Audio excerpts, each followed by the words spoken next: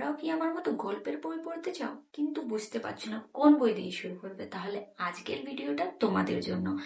আমি আজ এমন 3টে বাংলা বইয়ের নাম বলবো যেগুলি হচ্ছে বিগিনারদের জন্য একদম পারফেক্ট। প্রথমে যে বইটির কথা আমি বলবো সেটি হচ্ছে সত্যজিৎ রায়ের লেখা আরো 12। এই বইটিতে খুব সুন্দর সুন্দর 12টি ছোট ছোট গল্প রয়েছে। কোনোটি হচ্ছে রোমাঞ্চকর, কোনোটি আবার রহস্যময়, আবার কোনোটি খুবই মজাদার। এই বইটি কিন্তু বিগিনারদের জন্য খুবই সুন্দর এবং এই বইটি খুব সহজ এবং সরল ভাষায় লেখা। দ্বিতীয় যে বইটির কথা আমি বলবো সেটি হচ্ছে দেবারতী মুখোপাধ্যায়ের হারিয়ে যাওয়া খুনিরা।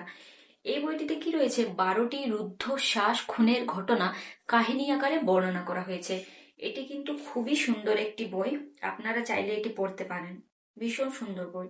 এখানে সত্য ঘটনাকে অবলম্বন করে 12টি যে খুনের ঘটনা রয়েছে সেটি এখানে বর্ণনা করা হয়েছে। খুবই সুন্দর একটি বই, মাস্ট ট্রাই। আজকের 3 নম্বর গল্পটি হচ্ছে শরৎচন্দ্র চট্টোপাধ্যায়ের লেখা পরিণীতা।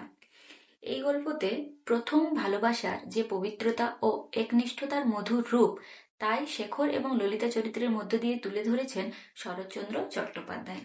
এই গল্পটিও আপনারা পড়তে পারেন, খুব সুন্দর একটি বই। তাহলে এই হচ্ছে আজকের ভিডিও এবং যে 3টা বইয়ের কথা বললাম, আপনারা জানাবেন যে কোন বইটা দিয়ে আপনারা শুরু করতে চান। ভিডিওটা ভালো লেগে থাকলে প্লিজ অবশ্যই চ্যানেলটাকে সাবস্ক্রাইব করুন এবং ভিডিওটা লাইক করুন।